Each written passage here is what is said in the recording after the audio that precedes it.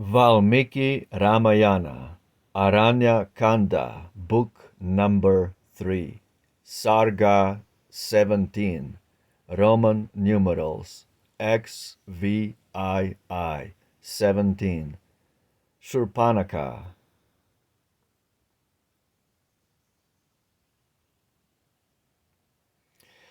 The baiting and the prayer were o'er. He turned him from the grassy shore, and with his brother and his spouse sought his fair home beneath the boughs. Sita and Lakshman by his side, onto his cot the hero hied, and after rites at morning dew, within the leafy shade withdrew. Then, honored by the devotees, as royal Rama sat at ease, with Sita near him, o'er his head a canopy of green boughs spread. He shone as shines the Lord of Night, by Chitra's side, his dear delight. With Lakshman there he sat and told sweet stories of the days of old. And as the pleasant time he spent, with heart upon each tale intent, a giantess by fancy led came wandering to his leafy shed.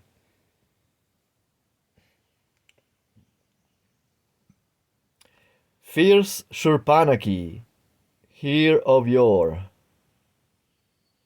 the ten-necked tyrant's mother bore. So Rama, with his noble mien, bright as the gods in heaven are seen, him from whose brow a glory gleamed, like lotus leaves his full eyes beamed, long-armed, of elephantine gait, with hair close coiled in hermit plait. In youthful vigor, nobly framed, by glorious marks a king proclaimed, like some bright lotus lustrous hued, with young Kandarpa's grace endued. As there like Indra's self he shone, she loved the youth she gazed upon. She, grim of eye and fall of face, loved his sweet glance and forehead's grace. She, of unlovely figure, him, of stately form and shapely limb. She, whose dim locks disordered hung, him, whose bright hair on high brows clung. She, whose fierce accents counselled fear, him, whose soft tones were sweet to hear. She, whose dire form with age was dried, him radiant in his youthful pride. She, whose false lips maintained the wrong, him in the words of virtue strong.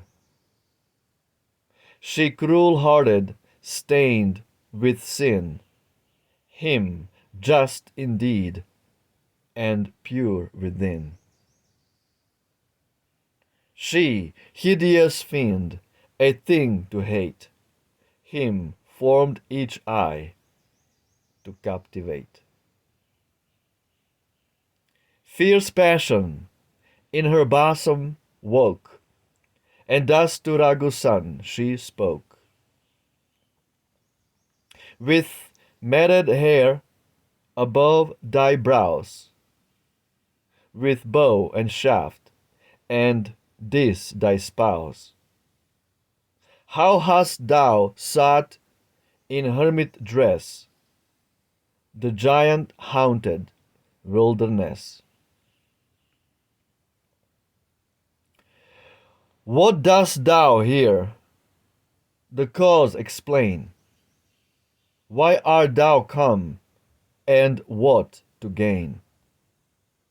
As Shurpanaka questioned so, Rama, the terror of the foe, in answer to the monster's call, with fearless candor told her all. King Dasharatha reigned of old, like God's celestial brave and bold. I'm his eldest son and heir, and Rama is the name I bear. This brother Lakshman, younger born, most faithful love to me has sworn. My wife, this princess dear to fame, is Sita, the Videhan dame. Obedient to my sire's behest, and by the queen my mother pressed, to keep the law and merit win, I sought this wood to harbor in. But speak, for I of thee in turn thy name and race and sire would learn. Thou art of giant race, I ween, changing at will thy form and mien. Speak truly, and the cause declare, that bids thee to these shades repair. Thus Rama spoke, the demon heard, and thus replied, by passion spurred. Of giant race, what form soe'er, my fancy wills, 'tis mine to wear. Named Shurpanaka, here I stray, and where I walk spread wild dismay. King Ravan is my brother, fame has taught perchance his dreaded name. Strong Kumbhakarna slumbering deep in chains of never-ending sleep. Vibhishan of the duteous mind in needs unlike his giant kind, in deeds unlike his giant kind. Dushana and Kara, brave and bold, whose fame by every tongue is told. Their might by mine is far suppressed, but when, O best of men, I cast these fond eyes on thy form, I see my chosen love and Lord in thee. Endowed with wondrous might am I, where'er my fancy leads I fly. The poor misshapen Sita leave, and me thy worthier bride receive. Look on my beauty and prefer a spouse more meet than one like her. I shall eat that ill-formed woman there. Thy brother too her fate shall share. But come, beloved, thou shalt roam with me through all our woodland home. Each varied grove with me shalt seek, and gaze upon each mountain peak. As thus she spoke, the monster gazed, with sparkling eyes where passion blazed. Then he, in lore of language learned, this answer eloquent returned. Absolutely beautiful. Footnotes. 249 1. The chief chamberlain and attendant of Shiva or Rudra, Kubera, the demigod in charge of the treasury, the chief chamberlain of Shiva, Lord Kubera. 249 2. Uma or Parvati, the consort of Shiva. Uma and Parvati, that's Durga or Kali. These are all the same goddess with different names. 251. A star, one of the favorites of the moon, Chitra. 252. The god of love, Kandarpa. So Rama is a blooming youth. Okay, this is very important. When God descends, he always descends as a fresh, blooming youth. He never ages beyond 21 years old, 16 to 21. He is always in the blooming youth. That's God.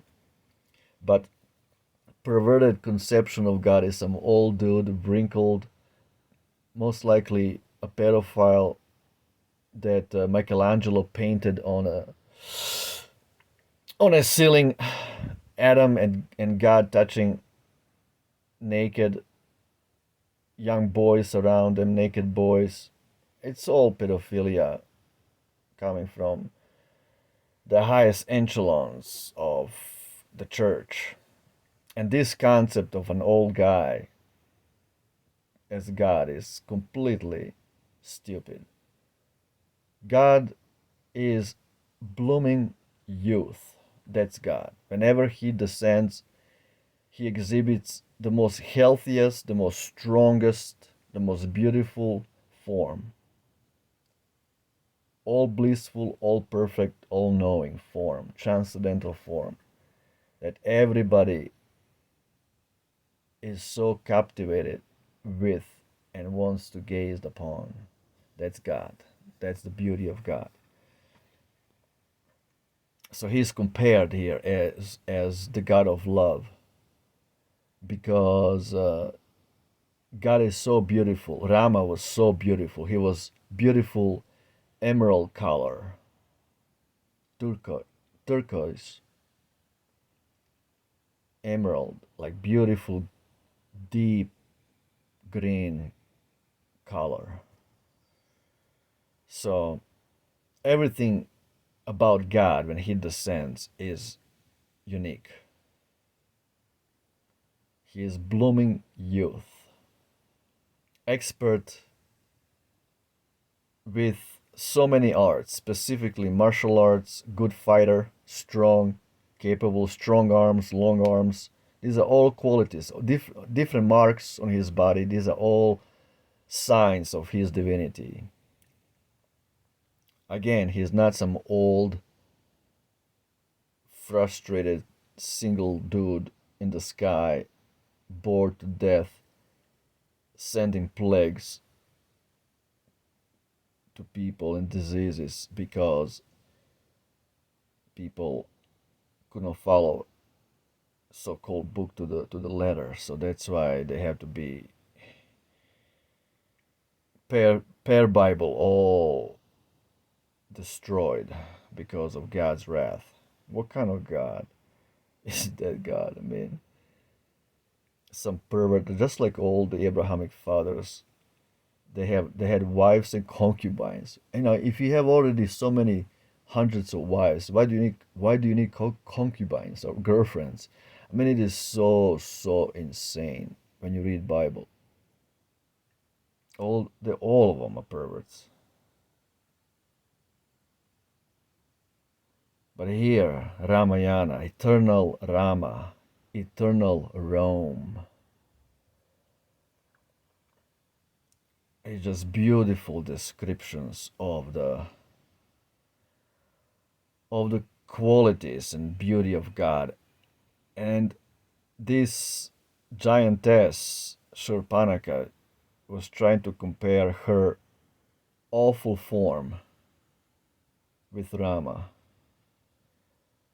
She did have a mystic power to change her form at will to become like a beautiful woman, but inside she was complete monster, eating children, eating men and women. That's Rakshasa. They eat humans. And Rama came to kill them all. that's the that's the purpose of God coming, is to protect his devotees and humans from the Rakshasas who always speak lies and always eat cows and do cannibalism. That's the modern materialistic hedonistic civilization that's based on eating cows and mocking God. Godless, soulless materialism. Anyway, Jai Shri Ramayana. Hail Ram. Jai Shri Ram. Ciao.